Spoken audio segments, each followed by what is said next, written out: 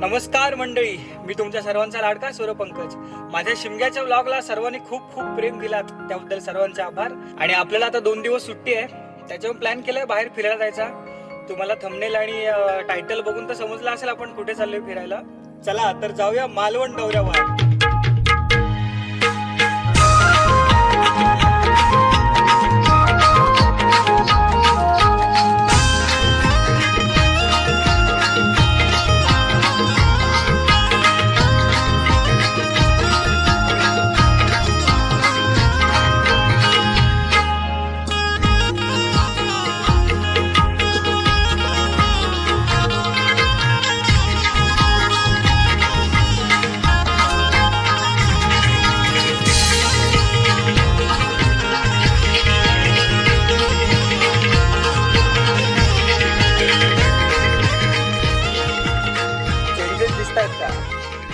काय वेगळं वाटतंय. आपण गाडी चेंज केली. आपला घोटाळ्याचा मित्र आहे आरवलीतला, आपला महेंद्र दादा आहे, त्याच्या मित्राची ही नेक्सॉन आहे. ती आपण आपली गाडी त्याच्या इथे लावली आणि ती इकडे घेऊन आलोय. आणि आता आपण पोचलो आहे कोणतं हे गाव, मालवणच्या आधी 10-12 किलोमीटर तर आलोय. आणि आता हॉटेल बुकिंगचं प्रोसेस चालू आहे. आणि सगळे आता आम्ही जरा नाश्ता करायला आलोय आणि थोड्याच वेळात पोचू आपण मालवणला. सिंधुदुर्ग शोभे आंबा फणसाच्या बागानी, कोकणाचा पाया रचला देव दैवतानी.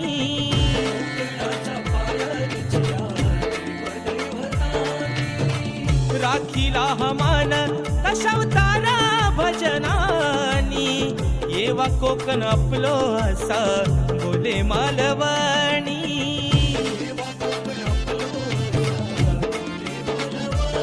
विकू नका जमिनी फार, नाहीतर होऊ आपण चाकर. आपण आता सर्वप्रथम आलोय तारकर्ली येथे. तारकर्लीचा समुद्र किनारा हा अतिशय सुंदर आणि स्वच्छ आहे आणि इथून मालवण सुद्धा खूप जवळ आहे. इथल्या पाण्याची पारदर्शकता इतकी आहे की त्याच्या खालची वाळू सुद्धा आपल्याला दिसते. पांढरी वाळू, मऊ आणि स्वच्छ बीच, शांत वातावरण, गर्दी कमी, रिलॅक्स होण्यासाठी परफेक्ट वातावरण, हे इथलं खास वैशिष्ट्य आहे. त्याचप्रमाणे आपण इथे स्कुबा डायव्हिंग, बोट राईड आणि डॉल्फिन सफारी सुद्धा करू शकतो.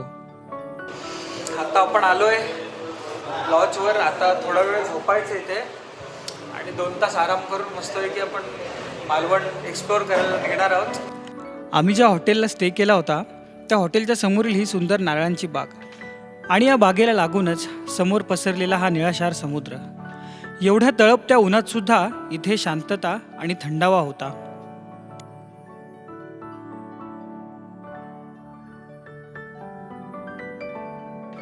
इकडे आपली गाडी उभी आहे आणि हे जे रूम्स आहेत इथे आपण राहिलो आहे आणि ही आपली रूम आहे.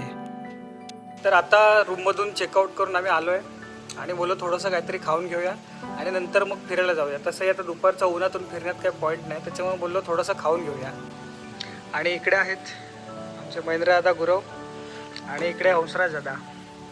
यांचं सावर्ड्याला आपला जो डेरवण फाटा आहे, डेरवण फाट्याच्या बरोबर अपोजिटला परी सेल्स म्हणून फर्निचरचं दुकान आहे, त्याचे मालक. आणि हे आमचे विघ्नरता कन्स्ट्रक्शन्स आरवलीचे मालक महेंद्रदा गुरव आणि मी, असे आम्ही 3 जण आलो आहे फिरायला. कालपर्यंत 6 जण होते. काल रात्रीत अचानक 3 झाले, पण ठरवलं होतं की 2घे जरी असलो तरी यायचंच आहे. आणि आता आलो आहे, बघूया पुढे काय काय होतं आहे ते. तर इथे आपलं जेवण आलेलं आहे. मच्छी वगैरे खायचे पण ते आत्ता नको, आता जरा लाईटली बोललो काहीतरी खाऊया आणि दुपारी नंतर थोड्या वेळाने मच्छी वगैरे खाऊन घेऊया आपण आता डायरेक्ट चाललोय निवती बंदराकडे. आणि सागरी महामार्गावरून जाताना आपल्याला कर्ली नदीवरचा हा चिपी ब्रिज दिसतो. या नदीच्या बाजूला वाढलेली आंब्याची, नारळांची झाडं हे आपलं मन वेधून घेतात.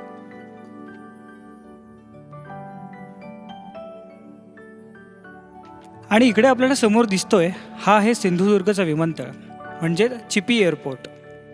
इथून मालवण सुमारे 30 किलोमीटर आहे आणि याचं उद्घाटन 9 ऑक्टोबर 2021 रोजी झालं होतं. या एअरपोर्टवर ATR सारखी लहान आणि मध्यम विमानं येऊ शकतात. सध्या इथे मर्यादितच फ्लाईट चालू आहेत. मुंबई, पुणे, गोवा इथून इथे फ्लाईट चालू आहेत. सिंधुदुर्ग जिल्हा हा कोकणातील नैसर्गिक सौंदर्याबरोबरच धार्मिक आणि सांस्कृतिक वारशासाठीही प्रसिद्ध आहे. या जिल्ह्यात अनेक प्राचीन व ऐतिहासिक मंदिरे आहेत जी श्रद्धा आणि परंपरेचे प्रतीक मानली जातात.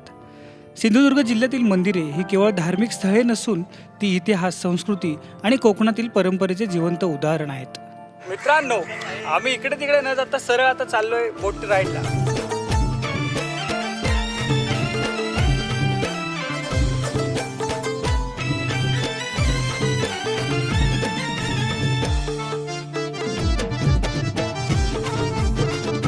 आम्ही बाकी आता कुठेच नाही जात, पण आता चाललो आहे मी मालवणच्या जवळपासचे जेवढे पॉईंट आहेत तेवढे बघायला चाललो आहे.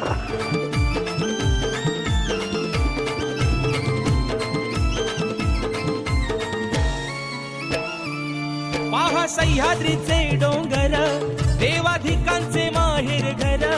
पहा सह्याद्रीचे डोंगर, देवाधिकांचे माहेर घर. साक्ष देतो या समिंदर, साक्ष देतो या समिंदर. परशुरामाच्या भूमीत शोभतय माझ कोकण एक नंबर. परशुरामाच्या भूमीत शोभतय माझ कोकण एक नंबर. आम्ही जेव्हा पाण्यात गेलो तेव्हा असं काय झालं की आमचा प्लॅनच उलटा फिरला. पाण्याला ओहोटी असल्यामुळे आणि समुद्रात खूप जोरात वारा चालू असल्यामुळे आमची ही छोटी नाव, त्यामध्ये नावेमध्ये पाणी यायला लागलं आणि आम्हालासुद्धा भीती वाटायला लागली. जो बोट चालवत होता तो आपला भाऊ बोलला, तुम्ही काय घाबरू नका, आपलं हे दररोजचं आहे. पण शेवटी आपल्या जीवाला आपली काळजी असतेच ना. म्हणून मग आम्ही निर्णय घेतला की आपण थोडा वेळ किनाऱ्यावरच कुठेतरी बोट लावून शांत बसून राहू.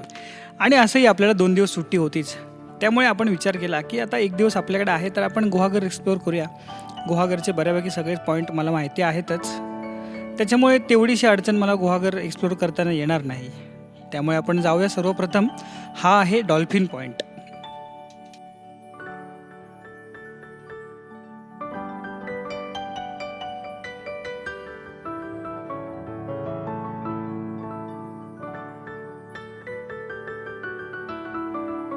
आता आपण आलोय टाळकेश्वर मंदिराच्या आणि त्याच्या लाईट हाऊसच्या खालच्या बाजूला असणाऱ्या डॉल्फिन पॉईंटवर. तुम्ही माझ्या पाठीमागचा नजारा बघू शकता.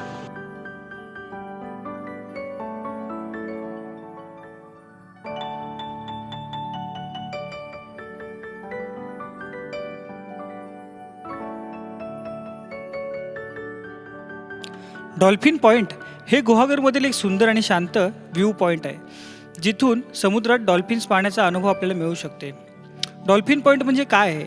उंच कड्यावरून समुद्राचा एक पॅनोरामिक व्ह्यू, सकाळी शांत वातावरण आणि तिथूनच वरून आपल्याला डॉल्फिन दिसण्याची शक्यता. इथे गर्दीसुद्धा खूप कमी असते. इथे जर आपल्याला डॉल्फिन पाहायचे असतील तर सकाळी 6 ते 8 या वेळेत आपण डॉल्फिन पाहण्याचा आनंद घेऊ शकतो. गुहागरपासून जेमतेम 10-12 किलोमीटर आणि अंजनवेलच्या लाईट हाऊस जवळ आलात का तिथूनच खाली 5-10 मिनटं चालत यावं लागतं. आपण पाहू शकतो निळं पाणी आणि या फेसाळणाऱ्या लाटा, यातून समुद्राचं रूप किती मोहून जातं. इथे फिरायला येणाऱ्या प्रत्येकासाठी एकच सूचना की क्लिपच्या जास्त पुढे जवळ जाऊ नका. आणि हा इकडे वरच्या बाजूला आहे गुहागरमधील प्रसिद्ध लाईट हाऊस. आणि या लाईट हाऊसच्या बाजूलाच अतिशय प्रसिद्ध आणि शांत हे टाळकेश्वराचं मंदिर. टाळकेश्वराचं मंदिर हे भगवान शंकराचे प्राचीन मंदिर आहे आणि त्याच्या पाठीमागच्या बाजूलाच हा लाईट हाऊस आहे.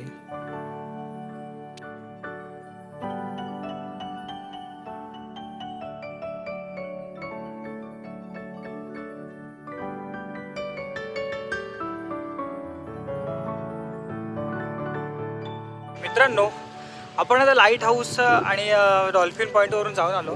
तर जाता आता आपल्याला रस्त्यात अंजनवेल हे गाव लागतं. तर त्या अंजनवेलचा छोटासा बीच आहे, पण तो दिसायला इतका सुंदर आणि शांत आहे, तुम्हाला दाखवतो. अंजनवेल बीच हा कोकणातील एक शांत, स्वच्छ आणि कमी गर्दी असलेला समुद्र किनारा आहे. जर आपल्याला क्राऊडपासून खूप दूर जाऊन रिलॅक्स व्हायचं असेल तर हा एक परफेक्ट स्पॉट आहे.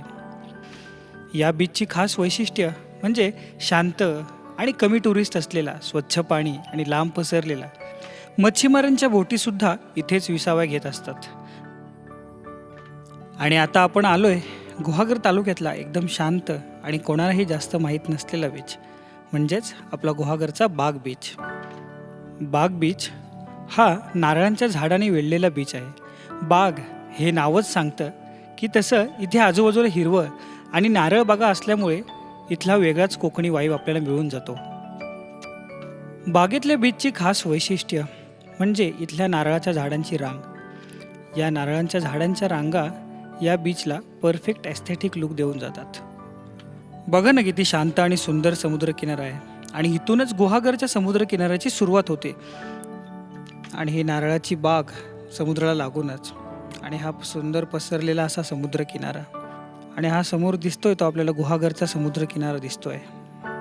इकडे जर आपण नीट निरखून पाहिलं तर समोर आपल्याला जेटी दिसते. ते आहे कोकण LNG लिमिटेड या कंपनीची जेटी आहे. तिथे ज्या मोठमोठ्या शिप येतात त्या अनलोडिंगसाठी उभ्या असतात. कोकण जरी नाव घेतलं तरी मनात समुद्राचा निळा रंग, लाल मातीचा सुगंध आणि नारळी पोफळीच्या बागांची सावली आपोआपच उभी राहते. कोकणातील गाव म्हणजे निसर्गाशी एकरूप झालेलं आयुष्य, लाल मातीच्या अंगणातली छोटीशी घरं, माडांच्या सावलीत विसावलेली, घरासमोर तुळस, बाजूला असलेली जाईजुई आणि अंगणात खेळणारी लहान मुलं. कोकणातील रस्ते म्हणजे एक वेगळीच जादू आहे. लाल मातीचे वळणदार रस्ते, दोन्ही बाजूला उंच माडांच्या रांगा आणि मध्येच एखादी छोटीशी वाट असते. पावसाळ्यात हेच रस्ते हिरवाईने नटून जातात आणि उन्हाळ्यात याच झाडांच्या सावलीतून प्रवास करताना थंडावा मिळतो. प्रत्येक वळणावर एक नवीन दृश्य, एक नवीन शांतता अनुभवायला मिळते. नारळी पोफळीच्या बागा म्हणजे कोकणाचं हृदयच. उंच माडांची रांग, त्यांच्या पानातून झोकावणारा सूर्यप्रकाश, खाली पडलेली थंड सावली.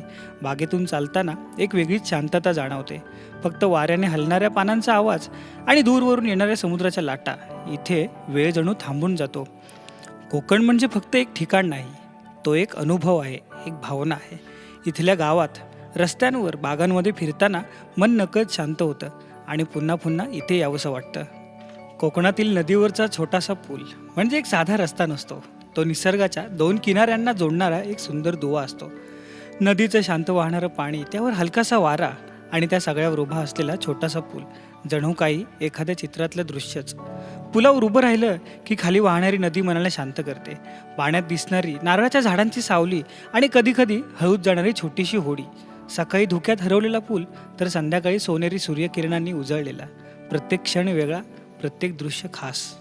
आणि आता आपण जाऊया जो गुहागरचा मुख्य समुद्र किनारा आहे त्याकडे. तर ही आहे त्या समुद्र किनाऱ्याची पार्किंग. इथेच बाजूला पोलीस स्टेशनसुद्धा आहे आणि सध्या सीझन नसल्यामुळे गर्दीसुद्धा थोडीफार कमी आहे. आणि हा एंट्रन्स गेट आहे. इथून आपल्याला गुहागरच्या बीचवर एंटर करता येतं. इथे गुहागर नगरपंचायतीकडून छोटासा बॅनर लावलेला आहे सुस्वागतम म्हणून. आणि हा आपण पाहू शकता अथंग पसरलेला गुहागरचा समुद्रकिनारा. मराठी नववर्षाची नवीनच सुरुवात आणि सलग 2 दिवस सुट्ट्या असल्या कारणामुळे थोडेफार पर्यटक इथे आहेत आणि ते सुद्धा त्यांच्या ट्रिपची मजा घेत आहेत. गुहागरच्या समुद्रकिनाऱ्यावर आपल्याला घोडागाडी आणि उंटांची सफर करण्याचा एक वेगळा अनुभव मिळून जातो. गुहागरचा समुद्रकिनारा हा सर्वात सुंदर आणि स्वच्छ समुद्रकिनाऱ्यांपैकी एक आहे. लांबच लांब पसरलेला किनारा, नारळांच्या झाडांची रांग आणि शांत वातावरण यामुळे हा बीच खूपच खास वाटतो.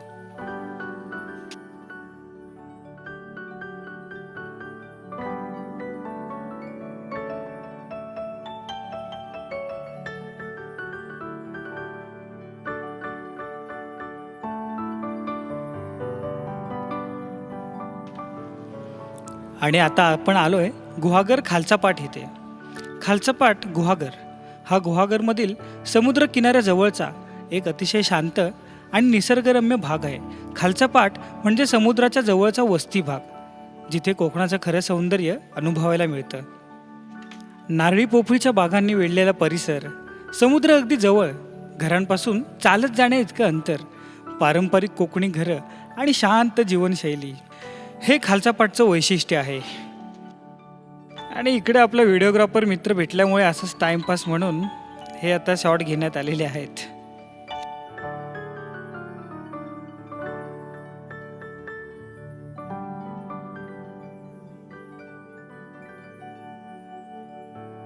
आता आपण आलोय खालच्या पाटच्या बीचवर आणि तिथे आपल्याला भेटलाय आपला अनिकेत दादा. अनिकेत दादा आहे का? आणि तो आपल्याला जवळपासच्या सगळ्या गोष्टी दाखवतोय.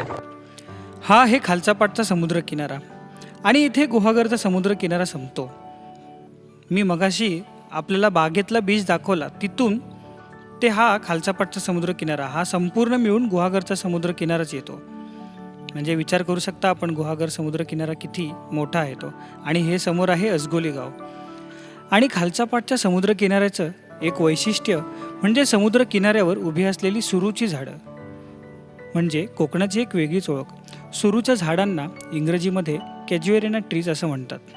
लांबच लांब पसरलेला वाळूचा किनारा आणि त्याच्या काठावर एकासारख्या उंच उंच सुरूच्या झाडांची रांग. हे दृश्य इतकं सुंदर असतं की डोळे हटतच नाहीत. आणि इकडे आता समोर आपण बघू शकतो की मच्छीमारांच्या नौका आता समुद्रातून आलेल्या आहेत. चला आपण जाऊया सुरूच्या झाडांच्या वनांमध्ये. समुद्राच्या लाटा शांतपणे येत जात असतात आणि त्याचवेळी सुरूच्या झाडांमधून वाहणारा वारा एक वेगळंच सुरेल संगीत तयार करतो. झाडांच्या पानांचा सळसळ आवाज आणि समुद्राची गुंज दोन्ही मिळून एकदम शांत रिलॅक्स करणारा अनुभव देतात. संध्याकाळच्या वेळेस सूर्य मावळताना सुरूंच्या झाडांच्या फांद्यांमधून येणारा सोनेरी प्रकाश पूर्ण किनाऱ्याला एक सिनेमॅटिक लुक देतो. झाडांच्या सावल्या वाळूत पडतात आणि त्या दृश्यात एक वेगळीच जादू निर्माण होते. समुद्र किनारा आणि सुरूची झाडं म्हणजे शांततेचं आणि सौंदर्याचं परफेक्ट मिश्रण. इथे बसून काही न बोलता फक्त त्या वातावरणात हरवून जायचं आणि मनाला एक वेगळीच शांतता अनुभवायची. आणि आता आपण आलोय कोकण एल.एन.जी. लिमिटेड म्हणजे मी जिथे जॉब करतो त्या आमच्या कंपनीमध्ये, आणि तिथून सनसेटसुद्धा चांगला दिसतो. गुहागरमधले बऱ्यापैकी सगळे बीचेस तर दाखवून झाले आणि आता समुद्राचे बीच दाखवतोय, तर सनसेट दाखवणंसुद्धा तेवढंच गरजेचं आहे. त्याच्यामुळे मी आलो आहे माझ्या कंपनीमध्ये.